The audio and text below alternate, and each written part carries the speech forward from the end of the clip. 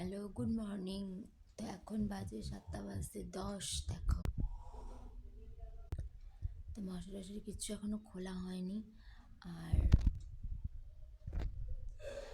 বাবু ঘুমোচ্ছে, এখনও ওঠেনি।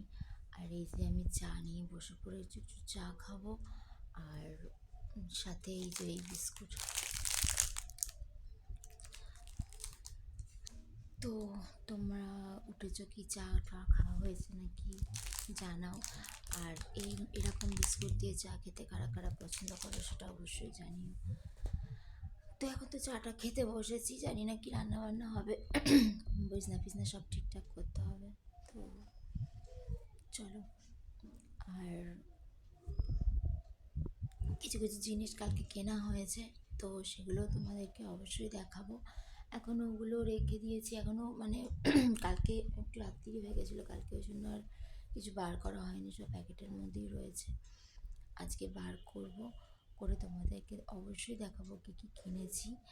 আর এখনও টুকটাক কিছু কেনা বাকি আছে।